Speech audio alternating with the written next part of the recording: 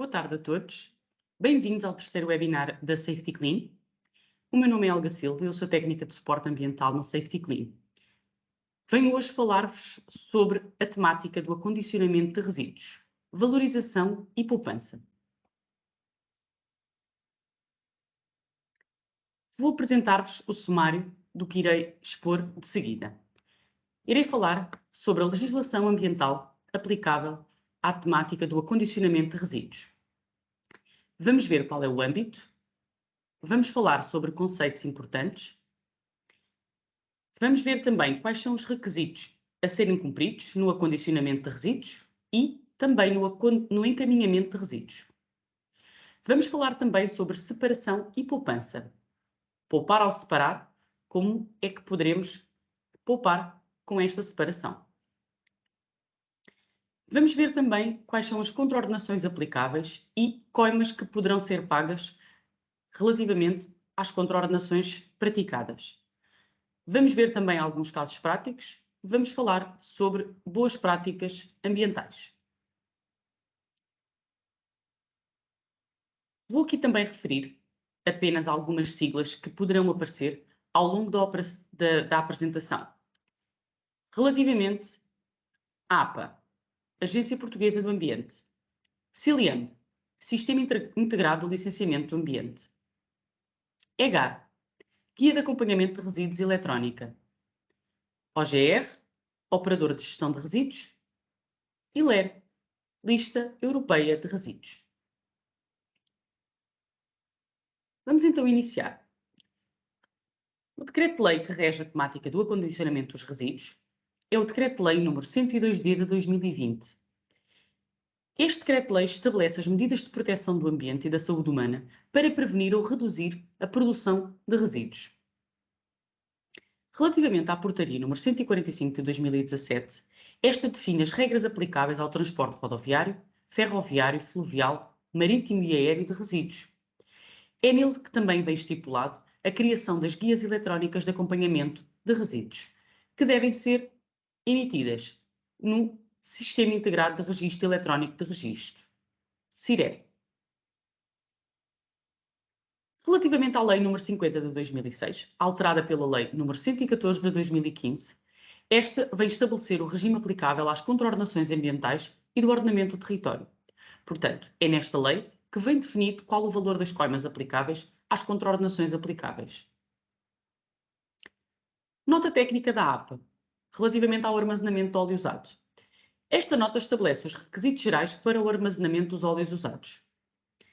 É de referir também que é nesta nota técnica que vêm definidos quer os requisitos gerais para o armazenamento do óleo e também para o armazenamento e acondicionamento dos resíduos líquidos.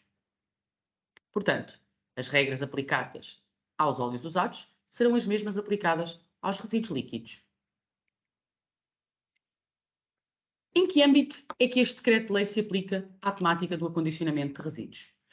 Portanto, diz este Decreto-Lei que todos os produtores de resíduos devem assegurar a triagem preliminar dos resíduos de forma a permitir a recolha seletiva com vista à sua valorização. Ou seja, é obrigatório, por lei, que todo o produtor de resíduos proceda à sua separação na origem. A partir do momento em que os resíduos são produzidos, devem obrigatoriamente e automaticamente serem colocados nos respectivos contentores. Diz também que devemos armazenar os resíduos produzidos no nosso local de produção. Ou seja, os resíduos produzidos na nossa instalação devem ser armazenados na nossa instalação.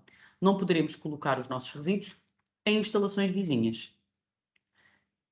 É obrigatório também classificar corretamente os resíduos de acordo com a LER, ou seja, de acordo com a Lista Europeia de Resíduos. É nesta lista que vêm definidos quais são os resíduos perigosos e não perigosos. Esta classificação é feita através de um asterisco. Todos os resíduos que tiverem um asterisco são perigosos, todos os resíduos que não tiverem asterisco no final do código LER não são perigosos. E também vem definido que é obrigatório garantir o correto acondicionamento dos resíduos. Quanto à Portaria nº 145 de 2017, ela diz que os resíduos líquidos devem ser transportados em contentores estanques ou caminhões cisterna. Relativamente aos sólidos, estes devem ser acondicionados em contentores ou, quando viável, devem ser acondicionados a granel ou em fardos.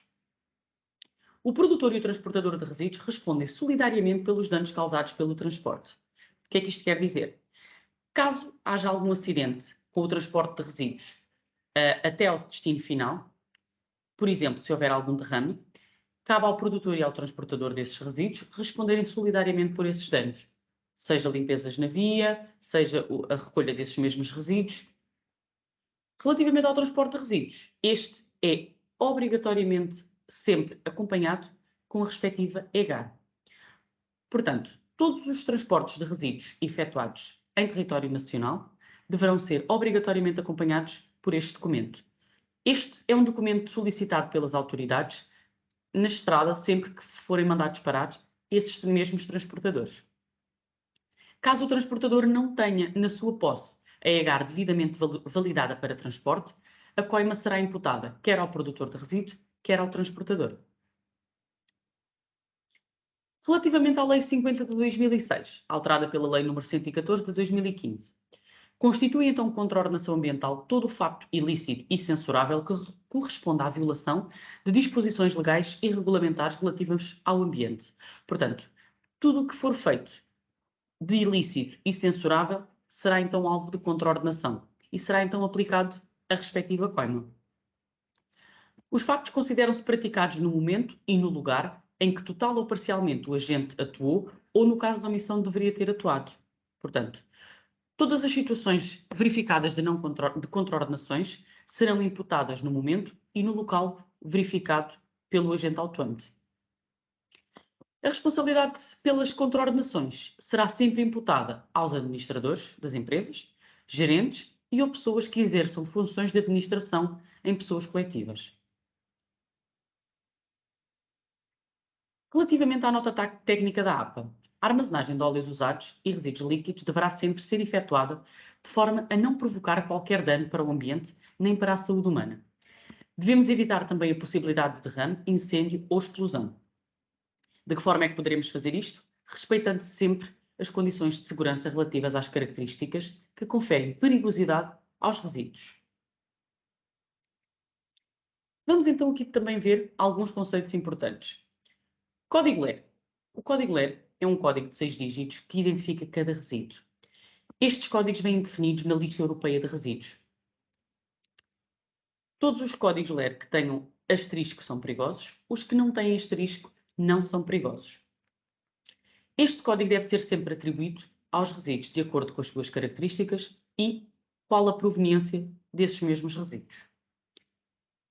Contentores são todos os recipientes estanques para o armazenamento de resíduos. Estes contentores devem sempre ser selecionados para melhor acondicionar o resíduo em questão. Bacias de retenção. As bacias de retenção são utilizadas para o armazenamento de produtos químicos ou resíduos líquidos, agindo como barreira protetora, ou seja, evitando que o produto esteja em contacto com o pavimento, com o solo, águas e para a proteção dos trabalhadores, porque é este equipamento que previne que se possa haver derrames de maiores dimensões, evitando assim que os colaboradores possam eventualmente escorregar nos líquidos espalhados pelo pavimento. Portanto, tem também como funções evitar problemas legais, uma vez que é obrigatório acondicionar os resíduos líquidos sobre a bacia de retenção, evita também derrames de líquidos e possibilita também a recuperação do material. Ou seja, no caso de haver um derrame, esta contenção retém esse mesmo líquido e depois é possível então fazer a sua recuperação. Os requisitos então devemos cumprir. Relativamente ao acondicionamento de resíduos sólidos, devemos então garantir que o contentor é estanque e no material adequado. Por exemplo, não deveremos acondicionar filtros de óleo ou filtros de combustível numa caixa de cartão, porque correremos então o risco de ensopar esta mesma caixa. Devemos sempre obrigatoriamente identificar o respectivo contentor com o seu código LER e, no caso dos resíduos perigosos, estes devem sempre estar abrigados de intempéries, ou seja, estes resíduos devem sempre ser acondicionados ou dentro da instalação, ou caso sejam acondicionados fora da instalação, deverão estar sobre telheiro. Telheiro esse que deve ter proteção de topo e nas laterais. Relativamente aos resíduos líquidos, estes devem também ser acondicionados sobre a bacia de retenção, como já vimos anteriormente. Relativamente aos contentores, têm que ser estanques e de entrada única para o transporte destes mesmos resíduos. À semelhança dos resíduos sólidos, devem estar identificados com o código LER e, no caso dos resíduos perigosos, devem estar também abrigados de intempéries, ou dentro da instalação, ou se estiverem na rua debaixo de telheiros, abrigados superiormente e lateralmente. Relativamente ao acondicionamento de baterias usadas, as baterias usadas devem estar acondicionadas em contentores estanques e no material que não reaja com os componentes da bateria. Deve também, à semelhança de qualquer outro resíduo, estar identificado com o código LER. Uma vez que se trata de um resíduo perigoso, deve estar numa zona coberta e impermeabilizada. Devem estar sempre com os eletrólitos no seu interior na posição vertical, ou seja, as baterias devem ser acondicionadas sempre com os bornos virados para cima e sempre sobrepondo umas por cima das outras. E baterias de tipologias distintas devem ser acondicionadas separadamente. Portanto, se tivermos baterias de chumbo ácido, devem ter um contentor. Se tivermos baterias de outra tipologia, deverão ter um contentor para cada tipologia de baterias. Relativamente às baterias dos veículos elétricos, estas devem ser acondicionadas cumprindo todos estes requisitos e entre as baterias deverá haver uma contenção física. Ou seja, as baterias devem também ter um plástico bolha para que entre si não entrem em contacto. Relativamente ao acondicionamento de óleos usados, estes devem cumprir, obrigatoriamente, a nota técnica da APA para o armazenamento de óleos usados. Portanto, como qualquer resíduo, devem ter o seu código LER, o seu reservatório deve estar identificado com o código LER, os contentores devem também ser de entrada única, porque se trata de um resíduo líquido. Junto do reservatório deverá ter material absorvente e as suas instruções de encaminhamento dos resíduos da recuperação desse material absorvente. Deverá ter a sinalética de proibido fumar ou foguear, deverá ter extintor e, no caso do reservatório de parede simples, deverá estar sobre a bacia de retenção que retenha pelo menos 50% do líquido que está por cima. Portanto, se tivermos um reservatório de 200 litros, deveremos ter uma bacia de retenção que retenha pelo menos 50%. No caso de reservatórios de parede dupla, não há necessidade de ter bacia de retenção, pois o próprio reservatório já faz a sua retenção. Resumindo, os resíduos líquidos devem então ser identificados sempre com o seu código LER, devem ser armazenados em contentores estanques, sempre com bacias de retenção. No caso dos perigosos, refiro novamente, deverão estar sempre abrigados de intempéries. No caso dos resíduos sólidos, devem estar identificados com o código LER e em contentores estanques. E também os resíduos sólidos devem estar abrigados de intempéries. Como é que devemos então encaminhar os nossos resíduos?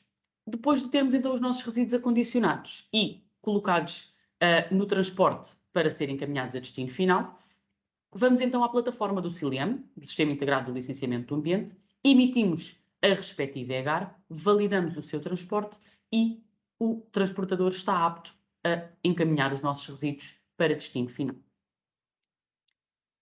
Vamos então falar de separação e poupança. Ao separar corretamente os resíduos, podemos poupar de que formas? Diminuindo então o número e o custo com recolhas de resíduos perigosos, valorizando os resíduos passíveis de valorização e evitando coimas ambientais. Como é que podemos poupar? Diminuindo o número de recolhas e o custo com estas. Portanto, se for feita uma correta separação dos resíduos, de acordo com os códigos LER. Se misturarmos resíduos banais ou urbanos nos contentores dos resíduos perigosos, ou vice-versa, estamos a encher os contentores com uma maior rapidez. Ou seja, o que faz com que as recolhas sejam antecipadas. E o custo com estas, principalmente no caso dos resíduos perigosos, seja superior. Ou seja, devemos garantir sempre que estamos a separar resíduos banais nos respectivos contentores e resíduos perigosos nos respectivos contentores. Pois o valor da recolha de resíduos perigosos é muito superior à recolha dos resíduos banais. Se acondicionarmos corretamente os resíduos dentro dos respectivos contentores. Portanto, se colocarmos os resíduos bem acondicionados dentro dos nossos contentores, estamos a garantir que prolongamos o tempo até a uma próxima recolha. Não devemos então deixar os resíduos transbordar dos contentores, porque estamos a incorrer numa contraordenação ambiental e poderemos ser autuados. No caso dos resíduos líquidos, devemos proceder exatamente da mesma forma. Não devemos deixar que o líquido transborde o contentor, porque além de sermos autuados por estar a exceder o limite do contentor, poderemos também ser autuados por eventuais derrames. E temos também custos acrescidos na limpeza de pavimentos. Temos aqui então uma tabela com o valor médio da recolha de resíduos, sendo que todos estes valores aqui apresentados são correspondentes a um bidão de 200 litros. Por exemplo, temos então aqui o custo da recolha de absorventes contaminados. O valor médio por contentor de 200 litros é de 250 euros. Temos também aqui, relativamente às embalagens contaminadas, um valor médio de 120 euros por bidão de 200 litros. Se formos comparar estes valores com os valores da recolha de resíduos banais, por exemplo, do papel e cartão ou do plástico limpo, vemos que o valor é bastante inferior. Portanto, se estivermos a colocar papel e cartão limpo junto dos absorventes contaminados, por exemplo, estamos a antecipar então aqui a recolha. Ou seja, estamos a aumentar o número de recolhas porque o contentor fica cheio muito mais depressa e temos um valor acrescido na fatura dos resíduos. Relativamente à valorização de resíduos passíveis de serem valorizados. Os resíduos de metais ferrosos e de não ferrosos são valorizáveis. Se efetuarmos uma correta separação destes resíduos, não só estamos a cumprir uma obrigação legal porque estes dois resíduos têm códigos LER diferente, como também podemos estar a gerar lucro para a nossa empresa. Porque a valorização de metais ferrosos será feita de uma forma e dos não ferrosos será feita de outra. Esta valorização tem por base a Bolsa de Comércio de Metais, ou seja, é esta bolsa que estipula qual o valor que os resíduos têm no mercado à data. Ou seja, o operador estipula, consoante o valor cotado nestas bolsas, qual a percentagem a pagar pelos metais que lhes são entregues. Ou seja, caso exista uma mistura de resíduos, a cotação dada pelo operador de gestão de resíduos será bastante inferior, e estando assim o produtor desses resíduos a perder valor monetário. Vamos agora ver as contraordenações associadas a estes incumprimentos. Quando estamos a falar da mistura de resíduos, poderemos estar a falar aqui em coimas para empresas de contribuinte singular, num valor máximo de 4.000 euros.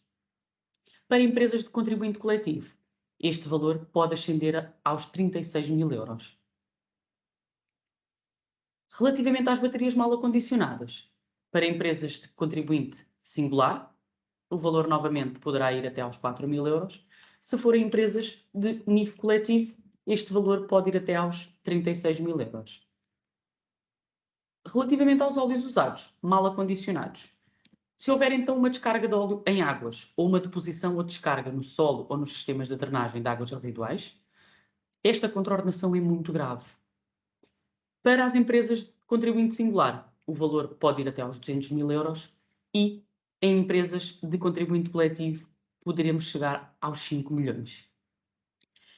Se a contraordenação for o incumprimento estipulado na nota técnica da APA ou existir mistura de óleos usados com outros resíduos ou com outro tipo de óleo que não o aceite para o seu correto encaminhamento ao operador final, esta contraordenação é grave, podendo ir até aos 40.000 euros para empresas de contribuinte singular ou até aos 216.000 euros para empresas de contribuinte coletivo. Vamos ver agora aqui alguns casos práticos.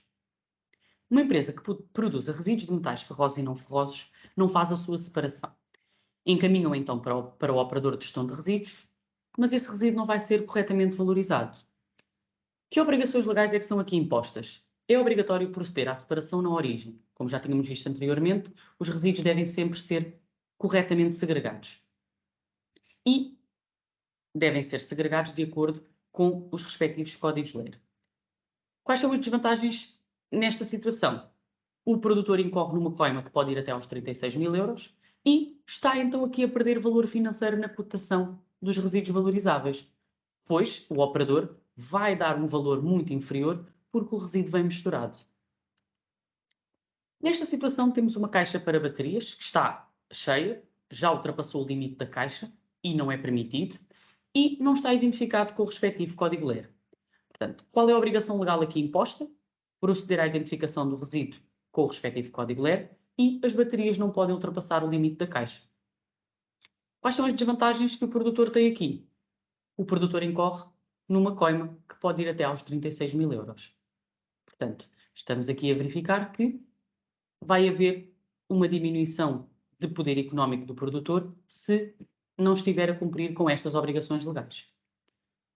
Nesta situação, temos então um reservatório com resíduo líquido que foi colocado diretamente no chão, sem bacia de retenção, e não está identificado com o respectivo código-LER. Obrigação legal imposta. Devemos colocar os resíduos líquidos sobre a bacia de retenção e identificar sempre com o respectivo código-LER. Que desvantagens é que existem aqui? Novamente, o produtor está a incorrer numa coima que pode ir até aos 36.000 euros e pode custear ou pode vir a custear limpezas de espaço no caso de haver um derrame. Nesta situação, houve aqui um derrame de óleo, não estão a ser cumpridos os requisitos da nota técnica da Agência Portuguesa do Ambiente. Como já tínhamos visto anteriormente, quais eram os requisitos que esta nota obriga, portanto, o produtor não está a cumprir estes pontos e pode ir então a uma coima até aos 5 milhões relativamente ao derrame de óleo e terá então que custear também a limpeza do espaço por causa do derrame. Vamos então aqui agora aos exemplos de boas práticas. Portanto, nesta situação, temos os contentores devidamente identificados, os resíduos estão a ser devidamente segregados de acordo com os seus códigos LER, os resíduos estão acondicionados, protegidos de intempéries. Temos aqui também outra situação, em que os resíduos estão devidamente identificados com os códigos LER, estão abrigados de intempéries porque estão dentro da instalação, estão todos corretamente separados e, no caso dos resíduos líquidos que se encontram na imagem, verifica-se que estão acondicionados sobre bacia de retenção. Chegamos então ao final da nossa apresentação. Quero agradecer a vossa atenção e até um próximo webinar. Obrigada!